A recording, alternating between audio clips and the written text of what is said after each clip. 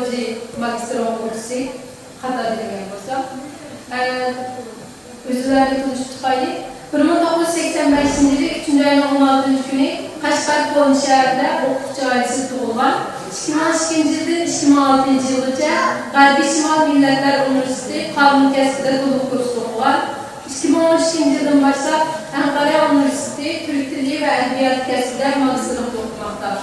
Bugungi maqolasini temiz bo'lsa, tarixdan bugungacha Uyg'ur o'g'iz tili lug'atlaridan Uyg'ur tiliga nazar. Assalomu alaykum azizlar. Oldalarimizga shu ona tili muborak bo'lsin.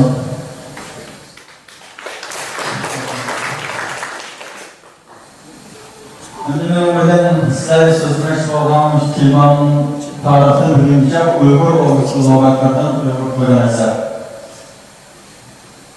Endi til bir millatniki mavjudiyatini saqlab qolgan eng asosiy bo'y ma'nolaridan biri. Endi yezak bo'lsa, mushtilni ifoda etgan bir vosita va tarix qoldirib qo'ygan bir belgi. Bu lug'at bo'lsa, har qanday bir millatning tilida iste'mol seviyasini va so'zlar miqdorini o'lchaydigan, saqlab qolgan, ham keyingi davrga avlodlarga yetkazgan bo'y belgi mo'jizasi. Uyg'ur o'quvchi lug'atlarning Uyg'ur tiliga nazar tashlashda amalda bu tilni yaxshi tushunish uchun Uyg'ur tili bilan o'g'iz tili, Uyg'ur o'g'iz tillarininki tarixdan buyoqgi munosabatlarini, bularninki qanday bog'lanishi va nima sababdan ayrildi, bularni yaxshi tushunish to'g'ri keldi.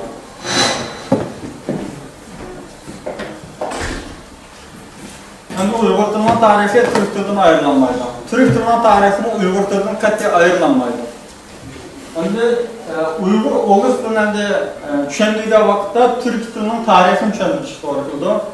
Türk tili endi Ural Altay til sistemasining Altay til guruhiga tabi. Endi Uyg'ur tili bilan o'g'iz tilining Uyg'ur tili Türk tili tarixidan qat'iy ayrilmaydi. Yani Türk tili tarihi degan vaqtda yana Turkiyada ba'zi bir xatoliklar bor. Bunun da bugünkü Türkologiya, til tadqiqotchilari, madaniyat tadqiqotchilari va tarix tadqiqotchilari o'rtaq e'tirof bergan, lekin tuzlamayotgan bir nuqta bor. U bo'lsa-mu, bu Türk degan bu so'zniki, bu kelimaniki bugünkü Anadolu'da yashayotgan Türklarga xoslashib qilishi. Chunki Türk degan bu sadece faqat Anadolu'dagi bu Türklar, ya'ni biz yashayotgan bu tuproqdagi Türklarni ko'rsatmaydi. Bizning vatanimiz Sharq Turkistondan tortib Balqongacha yashayotgan 320 milyon insanların hemisininki eski kökü Türk. Yani bizim Uygur Türkiye'den bir şey de özümüzün farkından okşayız, Azerbaycanlılarını, Türkmenlerimizin Türk diye okşayız. Şuna Türk tarihi, Türk edebiyatı, Türk dili, Türk kültürü, Türk medeniyeti, Türk örf adeti diye vakitte bu iki xil ma'noni ifade ediyor. Birisi umumi Türklerinki dili, medeniyeti, kültürü, örf adetleri ve tarihini olsa, yeni birisi bugünkü Anadolu'da muştuprak yaşayotgan Türk'ünün tarihi ve dili. Hem de bunun değerli adresleri sözlemek için olan Türkler, tarihten bir yaşayotgan bütün Türkiye halklar.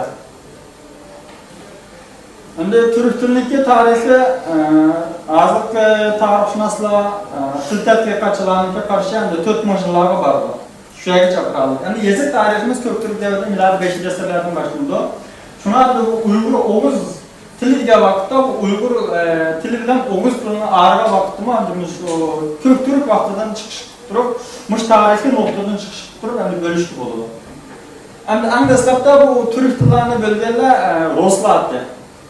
Rosla yani bu Türkologiya diyen bir muşundak bir penninki bugünkü dünyada mevcut buluşu, şekillenişi, Türklerinki tarihinden, tilinden, medeniyetinden, örf adetinden, edebiyatınınki muşundak katlamlar bölünüp bitişe, çeçilip bitişe ve muşundak bir tepkiçilikka yolu geçişten sebebi bu elbette Roslanınki 320 yıllık bir operasyon bölüp başka siyasetinki məhsulü.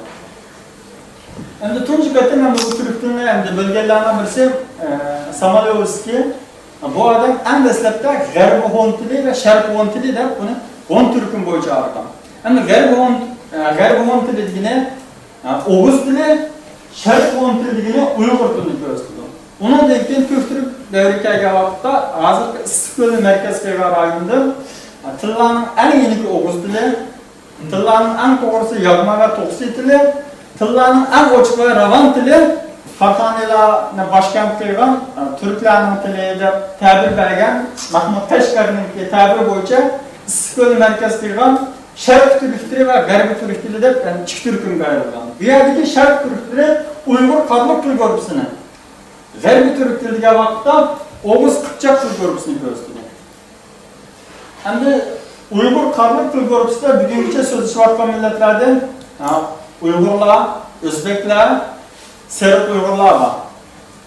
Endi G'arbiy turk tili deb olgan Oğuz tilida bugungi Ozarbayjon, Türkiye, Gagauzlar var. Endi O'rta Osiyodagi Qozoq, Qirg'iz, Bo'l qarindoshlarımızın tili Qipchoq tili, buni Oğuz tiliga ayrildi Mahmud Qashqarning ta'biri bo'yicha. Uyg'ur Oğuz tili Zabirna til bo'yicha aytganda Uyg'urlarning tili bilan Oğuz tili bugungi Anadolu Türklarining tili. Endi til yazı tarixidan qaragan vaqtda Türk vaqtidan Qarxonilargacha o'rtaq bir adabiy turk tili Qashqar markazidan Qarxonilarning tili. Şunu Uyg'ur til tarixini bilgan vaqtda qadimgi Uyg'urcha 5-asrdan milod 5-asrdan 9-asrgacha o'tir qadimgi zamon turkchisi bu 9-asrdan 14-asrgacha yakın zaman Uyghur tili bu 14-asrdan 20-asrgacha va bugungi zamon Uyghur tili 20-asrdan 20-yillardan hozirgi so'zlayotgan shu vaqt bo'lgan tilimizni ko'rsatadi. Shunlashganda Uyg'urlar bilan Oğuzlarningki ayrılgan vaqti hisobda yeziqning va tilining haqiqiy ayrılgan vaqti 14-asrlarga to'g'ri keldi. Bu vaqtda ikkiga ayrildi. Sharq tarafdan Chog'tay tili deganimiz bugungi Uyg'urlar va O'zbeklarning varisligidan tili Sharqda bo'lsa Osmanlı tili degan til. Lekin Qashqar Mahmud deydi, turk tillar davomida turk tili deb men turk deydi. Undan keyin Uyg'urchini turk tili deydi. Bugungi turkchini bo'lsa Oğuz tili deydi. Nimalarmi Alisher Navoiymi o'zini turk deydi, o'zini ishlatgan Chog'tay adabiy tilini turk tili deydi, turk yozig'i deydi. Şu sebepten tarixdan buyon Uyg'ur, Oğuz tilleri arasında hem de bu bir qancha lug'atlar chiqqan. Bu lug'atlar bugungacha davomlashyapti. Mana bu nuqtaliq Uyg'ur tilidan boshqa tillarga asl lug'atlar nurg'un. Tarixdan buyon Farscha, Arabcha, hatto Xanzucha, Munsal davrida Uyg'urcha Xanzucha lug'atlar tuzilishga boshlagan. Chelon zamonida 5 tillik lug'atmi? Uyg'urcha Xanzucha lug'atlarning biri. Ondan başqa tillarning lug'atlar mavjud. Lekin bugun men yerda nuqtaliq qilib Uyg'urlar bilan bugungi Anadolu'da yashayotgan turklarning tarixdan biri ishlatgan lug'atlar va u lug'atlar nima sababdan chiqqan, bu ishlar haqida sizlarga qisqacha ma'lumot bermoqchi. Birlashgan Davlatlar Tashkiloti Ma'rif ilm fan va kultur jamiyati Uyg'ur tilini Uyg'urlarning ona tili va Jumhuriyatdagi eng chong rayon tili sifatida ko'rsatmoqda. Uyg'urlarning tilshunosi Mahmud Qashqari 11-asr yozgan Divan-ul Lug'at Turkman asrida Uyg'ur tilini sap turkicha deb ko'rsatgan. Bugungi Turkiya turkisi bo'lsa Oğuz tili deb ko'rsatgan. Bularning shunday bir so'z yumshoqlash bo'ldiki, Uyg'ur tili Osiyoning cho'ng tillarning biri va Jumhuriyatdagi ikkinchi cho'ng rayon tili. Ham lug'at bir tilning so'z boyligini va kuchini ko'rsatib turgan mo'yin yozim belgilarining biri. Yozuq tariximizdan biri tutib kelayotgan bizga yetib kelgan lug'atlar Uyg'ur tilining ta'sir doirasini va kuchini aniq ko'rsatib bermoqda. Men bugün Uyg'ur qarliq guruhini Uyg'ur tili, Oğuz tili guruhidan Turkiya turistini nuqtaliq tutib ba'zi lug'atlarni ko'rsataman. Tarixdan bugunimizgacha Uyg'ur Oğuz lug'atlari degan bu tema turklarning lug'atchilik tarihi bilan zich munosabatli. Chunki Turkiyada tunji bo'lib lug'at tuzgan Mahmud Qashqari 11-asrda. Shundaqla dunyodagi tunji qatim selishtirma tilshunoslikda asosiyat bergan va tunji qatim tillarni selishtirib lug'at tuzgan odam Mahmud Qashqari. Ama Mahmud Qashqari ayni vaqtda Divan Lug'at turkni yozgan vaqtning o'zida turkcha gaplarni arabcha izohlagan.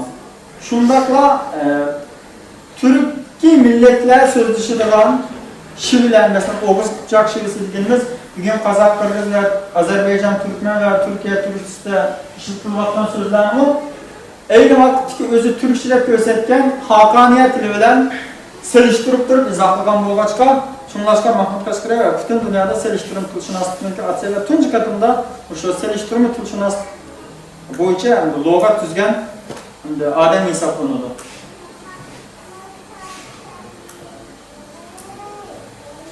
İşkil yılap yazılan bir logat Kitab-ı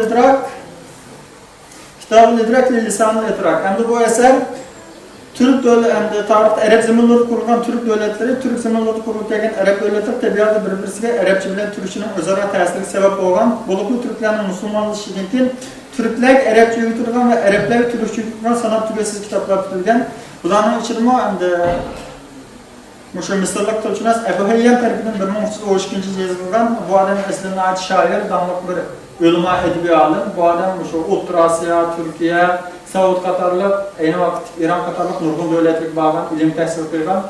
Bu adam Mahmut Kaşkır'a okşa 20 yıl bütün Türkistan ve Arap devletlerine ayrılış cereyanında en ahırda Mısır kayıtıp etkenlikken bu logatını tüzgen. Aynı vakitte Karhaniler devrinde Araplarga Türkçe öğreniş kandak moyunlu olan olsa Mısır'ın başkanlıktan Memlük devletleri gibi, Türk devletleri gibi o verdeki yerli halklarga hakimiyet yürütüş için Arapça öğreniş şundak moyunlu olan. Mahmut Kaşkır'a Araplarga Türkçe öğretiş maksatida logatını tüzgen olsa Ebu Hayyan Türklerge Arapça öğretiş için bu logatını tüzgen. Bu logat Arapça Türkçe logat. Lekin bizning tilimiz bilan endi bir münasebet yok. Bunun diğer erişilme sebebi bu logatda işletilgan so'zlar, ya'ni Arapchani izohlagan, Arapchaning ma'nosini tushuntirgan nurg'un so'zlar ayni vaqtdagi qadimgi Uyg'urchaga, Farhoniylarga varislik qilgan Uyg'urlarning so'zi, ya'ni Uyg'ur turkisi anjiq. Mush logatning ichida Arapchani izohlagan turkish kelimalarning ichida Uyg'ur tiliga oid so'zlar anjiq. Yani bu mesela Uygur tiliga yakın sözler yok. Bunun başka aytmasam da ma'lum miqdorda Xorazm Qipchoq tilininki omillar ko'rsatilgan. Shunga ham buni sanashli bo'ldi. Bayatdan Turkiyada ijtimoiy bir nuqtadan bir nutq topdim. Rishad Rahmatli Arad tamom turklar. Rishad Rahmatli Arad 1946-yilda Putorg'unlikniki tunji qatta Turkiyadagi Putorg'unlikni tartiblagan odam. Hem de hazırlıkçı en müdürler nüskusunu şu Türkiye'deki Putorg'unlik nüskusuna şunu yazan kiri sözde şundak bir gapini diyor. Kadimki Uygur dili, yani Karhanilardan buran Türklerden keyinki kadimki Uygur dili. Bugünkü Yakutçu bilen Çuvaşçı'dan başka bütün Türkiye milletlerinin için kullanılan tillerin en anısı değil bu. Yani bizimki tilimiz bugünkü Türkiye Türkçesine öz işçilik alan bütün Türkiye milletlerininki anı dili. Çünkü bu dil Köktürk'ün yazma dili, kadimki Uygurçanın dili, divanlı logat Türk'ün Putorg'unlikni bizga yetmagan Karhanilarning dili. Bu Hayyan kitabida Mısırda ishlangan o'rtak turishini asos qilgan bo'lib, boshqalarcha ishlangan so'zlarga Qipchoqcha, Turkmancha deb ayrim eskartish bergan. Bunda esa Kitab-ı İdrak ile Lisan-ı İdrak nomli bu eser selishtirma turk tadqiqot muhim o'rin egagan. Birilgan so'zlar asli Qipchoqcha, Turkmanchadan boshqani Uyg'ur, Turkiston, Bulg'or, To'qson, Xorazm qatorli yerli millat ismlari uchraydi. Divanlı logat Türk'ten keyingi bitilgan Uyg'ur og'iz tili logatlari og'izlarniki Çağatay Uyg'ur tillik eserlarni o'qib tushunishi va turk tilining bu tarmoqdan o'rganishi, ya'ni Nevoiy eserlarni o'qib tushunishni ko'zlab yozilgan. Bayarım deganda 14-asrga kelganda turklarning tili ikki chon tarmoqqa ayrildi. Sharqda Çağatay tili, buni 2012-yillardan boshlab Çağatay Uyg'ur tili deyishanda tashabbus qilinadi. G'arb bo'lsa Turkiya bilan Ozarbayjon asos qilgan o'g'iz tili. Endi ayni vaqtda bu tillar ayrılib ketgandan Alisher Navoiy 15-asrda nəhayət yüksek belliyə chiqqan Türk edebiyatıninki en muhim şairi ve shundaqla Türk tilida en jiq uslubda she'r yozgan, en jiq kelima ishlatgan, hatto Türk tilida emas, butun dunyoda balkim en jiq so'z ishlatgan shoir Alisher Navoiy bo'lishi mumkin. Shunga 15-asrdan boshlab edebiyot san'atning qayta gullanish harakati rivojlangan. Bu hatta G'arbda, yani Osmanlı imperiyasining poytaxti İstanbulga yetib kelgan, xon saroylarida bundan mustasno emas. 16-asrdan boshlab Nevoiy tili, ya'ni u davrdagi Chog'tay Uyg'ur tili Mo'g'ullar, Xuroson, Hindistondagi Turkiy xalqlar, Xorazm, Qozon, Qrim, hatto Ironga sildek yayilgan. Bu rayonlarda Chog'tay Uyg'ur tilini bilish bir kishining madaniyat seviyasining yuqori to'g'riligini o'lchaydigan muhim belgilardan birisiga aylangan. Tanış kıyım olan yüksek çok sütlü tesirlendiği nevai eseri bilen tanışış edebi kültürünün şeriflerinden bir aylangan idi. Bu ihtiyacı kamlaş için nurgulgan logatlar, grammatik kitapları ve divanda tallanılar yazıp tutilgan ve taqıtılgan devirlerde. Bu maqsadla yazılgan logatlardan bizga yetib kelgan eng muhim logat Abushka so'zligi. Turch Abushka so'zligi deydi. Bu şu Kanuni Sultan Süleyman vaqtida 1954 yozganda peres qilinadi. Yozuvchi bunun hazırlıkça yazılışı enak emas, lekin buna köçürüp Niyazi degan bir adamniki ena vaqtda köçürganligi enak. Al-Lughatay Nevaya ve İstashadul Çağatay'a, yani Neva'nın sözleri ve Çağatay ispatlıyor deb isim qo'yilgan aynı devirde, Osmanlı devirde. Lekin buni ham Abushka deb atishning sebebi bu söz Abushka so'zligi Çağatay Çoğaçka tunç başlangan kelime Abushka. Abushka deganga qari adam, chal adam degan ma'no bildirdi. Shuningdek bu so'zni Abushka deb qo'ygan bu logatniki yana Abushkadar logati Çağatay logati Nevai, logati Mevlana Nevai, logati Mir Elshir Nevai, al-logat ala lisan-ı Nevai, Kitab-ul logat fi lisan-ı Çağatay, Kitab-ul logati Çağatay degandek nomlar bilan tanilgan.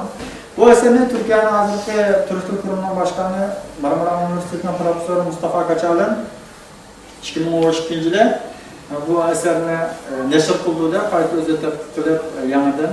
Lekin bu endi tunç qadimlar tadqiqot emas, 1970-yilda Besmat Alayno buni bir qatim tadqiq qilgan, lekin u davrdagi ba'zi bir xatoliklarni tuzitib, kamchiliklarni to'g'rilab, Mustafa Kaçal'ın buni qayta neşr qildi. Endi hozirgacha eser ustida ishlangan tadqiqotlarning eng to'liq Mustafa Kaçal'dan bu nashrning Uyg'ur o'g'izlakchiligi ustidagi selishtiruv tadqiqot va Turkiyadagi Çağatay qo'lyozma tadqiqoti uchun eng muhim manbalarning biri deyishib bo'ldi.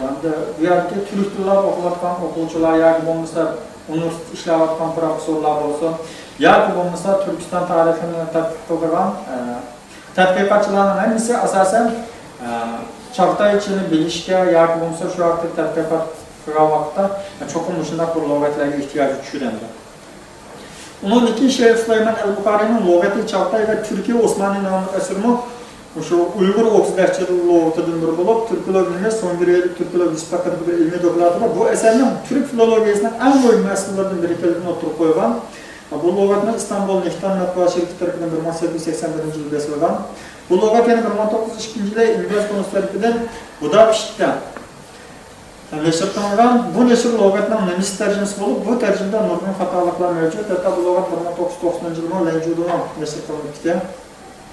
Bunun dikkat kalsa Ahmet Caferoğlu'nun Kadim Uygur Lug'at namli eserinde Türkiye Türkçesi yazılgan Uygur, Oğuz lehçilerdeki seliştirme lug'atlarına biri deb sanaymiz. Bu eser 1934-yilda İstanbul Üniversitesi'ndeki Türkiye İnstitutida tarafından neşr qilingan. 1937-yilda 38-yilda qayta neşr qilingan.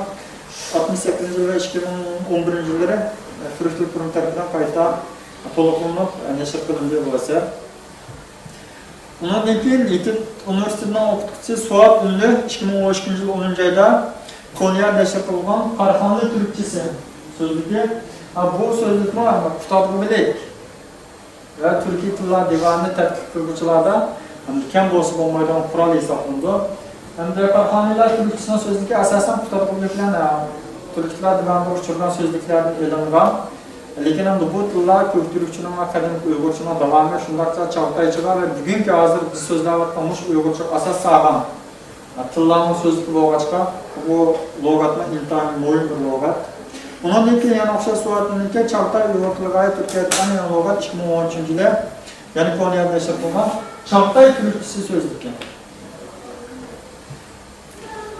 Yuqorida so'zlangan lug'atlardan boshqa 1989-yil Hüseyin Kadim Kadir tarafidan 99 xato qopti 89 bo'lishi kerak. 1989-yilda Hüseyin Kadim Kadir tarafidan tayyorlangan Türk til lug'at nomli tadqiqotni Uyg'ur o'g'iz til lug'at qatorida tilga olishga bo'ldi. Hüseyin Kadim Kadir bu tadqiqotida Uyg'ur, Çağatay, Qozon, Azeriya, Qaybul, Yaqut, Altay, Chuvash va Qirg'iz lehchalari bilan Oğuz Türk lehçeleri qo'llangan Arabcha va Faris so'zlarga yer bergan. 1989-yil boshlangan bu tadqiqot 1889-yilda boshlangan bu tadqiqot 1926-yilda bitgan bo'lib, ayni vaqtda Ma'rif valiylik tarafidan neşr qilindi. Birinchi tomi 1927-yili, ikkinchi tomi 1928-yili nashr qilingan. Birinchi tomda işte Türk lehçeleri yani bütün Türkiye milletlerindeki Türk şiirleriniki Türk şiirleri ve ulaniki gramatikası kısa tonuşturulgan. 1928-yilki erkinliklarda Latin elifbelik yazık ortak edebi yazık sütü kullanılan ekan. Hüseyin Kazım Kadir bu eserde kızı Rikkat Kunt bilen edebiyat okutusu Behçet yazanını Latinçilap çıkışa tapşırdı. Lekin onda bu iş gelen bu adam hayat vaktıra bu işini tutturamıyordu. Bu adam ölüp ketkenlikten hazırki Türk dil kurumu aynı vakit Mustafa Kemal Atatürk'ün şu Türklerin tarihi ve til ve medeniyetini tertip kılış için bir vasıta kurup çıkan Türk dili kurumu bilen Türk tarih kurumu bulanmış Türkiye'de bütün Türkiye milletlerinin tarih, til, medeniyet ve edebiyat ortak kültürünü hem de tertip kılış için nurgun kitaplarını ve nurgun hizmetlerini koydu. Şu vakitte şuların imkanı aldırışçılar İsmet Ulukat bilen Rikkat Kunt'ı bu eserin 3. tomunu 1943-yili, 4. tomunu 1945-yili Latin elifbelik Türk yazıkıda neşr kıldı. 2010-yili bu eserler yani bu Türkçe eser yanıdan neşr kılındı. Hem yeni bir seliştirme logat olsa hazırki Gazi Üniversitesi'ndeki profesörü aynı vakitte Türk Dil Kurumu'nun başkanı Ahmet Cemil Cilas'ın tarafından onun başçılığında 30'ga yakın üniversite profesörlerinin katılışı bilen Ankara Başbakanlık Neşriyat Neşri'nden seliştirme Türk lehçeleri logat bulup bu ise 10 ton 13 bir logat. Bunun içinde Azerbaycan, Başkurt, Kazak, Kırgız, Özbek, Tatar, Türkmen, Uygur Türkmenindeki kısaca gramatikisi ve nayet azlık her bir lehçeden en az degende 1500'e sözlük vergen. Hem de bu şuna bir seliştirme logat, lekin bunun da sözlük miktarı nayet az. Bu eser ilmi süpet kargandan göre Türkiye milletlerine tekim yakınlaştırılgan manevi bağını küçeytiş maksatlangan omurgak eser degan tuzur. Çünkü bu eserler sabit soğuk parçalanıp O'rta Asya'nın müstakil Türk devletleri kurulgan lekin Türk kızgınlığı neticesinde meydana gelgen kısa vaqt ichida şunda kemtiklikler var. Bu eserin söz kısmında neşriyat mesul Allah'tan Korkmazatlarını vaxtında koydu. Kullanılan tarih eser manuşundak bir sözünün işenişine ve can kiralıkının neticesi oturup çıktı. Eser tutup çıkınca bir bıraklama yolunu tosak oluştuğunu yazdıran olsam varak yetişmeydi o. Ama emnisi ötüp gitti. Man İslam'ı bu eserle yüz görüştü. Ondan başka 2008-yili Türk Dil Kurumu tarafından yaşatılgan Yan Uygur Türkçesi logatı degan bir logatım var. Bu logatını İkram Kurban neşirlik tayyorladi. Bu logat esa 1968-yili bizniki Vatenga bağlan 18-yilning oxirlaridan 1860-yilga bo'lgan shu davrdagi butun Ruslarning to'plagan materiallariga asosan qanday bir siyosiy yoki boshqa bir maqsad bilan bog'liq noma'lum Uyg'urlarni taqim yaxshi tonish maqsadida 1968-yilda bu lug'atni Ruslar tuzgan. Ana bu so'zliklar asosan 1880-yildan 1960-yilgacha to'plangan so'zliklar bo'lg'achqa buni ishlatgan so'zliklar. Bu devrdeki işletilgen nurgun sözlükler hazır istimal türümüzden kavram, ondan başka hazır terakki kılavatkan texnik atabulurlar. Nurgun sözlüklerinki toplanan Ruslarınki, Uygurlarınki turmuş medeniyetini, örf adetini, ictimai psikolojisini bilmegeli sebepten nurgun sözlerde hata manalar vergen. Şunlaşkan bu logatma neşir kılındı, lekin işençlik bir logat, faydalanış bolgan bir logat emas.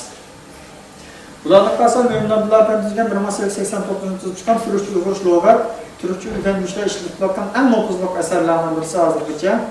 Ama çıkanlar taraftan teknik neticesi oturup çıkan yan atalığı, yan şeylerin özü çıkanması ve zamanında tolum kıymetlikten mükemmel hesablanan bu eserin hazır en çok yetersizlikten birisi ayrılıp kaldı. Yani Mömin Abdullah düzgün 2012 Halk Neşriyat tarafından çıkan Henzülçü, Türkçe, Uygurçu, Türk'ün sözlerle okup olup bu sözlükte hem de bu logatta sözlük miktarı nayet az. Ama ahırda sözlük ötüştüğü çıkan bir eser var. Bu eser olsun toplayıcılar bilen Allah Cemil Üstü'ne Abdü Zorkun Efendilerinin iştirme kılıp neşir kılınan Türk dilinin asas namı 3 tomluk kurallıklar. Bu kitabın birinci ve 2. tomda Türkiye Türkçesinin gramatikisi olsun. 3. kısmında tekst ve logat var. Bu logatta sözlük miktarı cihatte 15 bin olsun az bir sözlük özçüge bakılır. Hem de Uygur dili tarihteki nayet yıldızı çoğunluğu bütün Türkiye milletlerine nurgun edebi miraslarını, nurgun edebi eserlerini bergen nayet muhim bir tıllarının birisi. Endi muşundak bir tılda tarihte bir muşunda logatlar işlenipti. Bugün Türkiye'de 112 üniversiteler Türk Dili ve Edebiyat bölümü, 19 üniversiteler Çağdaş Türkleşçiler ve Edebiyat bölümü var. Muş üniversitede okuvatkan minlerce okuvchi var, işlerden yüzlerce tarafçısı, okutuvchi, doçentlar var. Muşundak bolışa kalmay bugünkü Türkiye'de bir Uygurca, Türkçe mükemmel bir logat yok. Yani biz bunu ötken yılı 2015 yılı 10. ayda biz bunu şu Türk Dil Kurumu'na bir projesinde sunduk. İnşallah bir tasdiklanıp kalsa, tasdiklanmış oyumuz var, tasdiklanıp kalsa hem de Muş Uygurca, Türkçe, Türkçe, Uygurca Muş çok en azından bir 60 bin sözün özü çıkargan mükemmel bir logat kılış planımız var. Biz bunun altında bazı bir tayyorlukunu kılıp atımız. Hem de bunlar Türkiye'den de tolduruştu ilişkinayetten çok bir boşluk.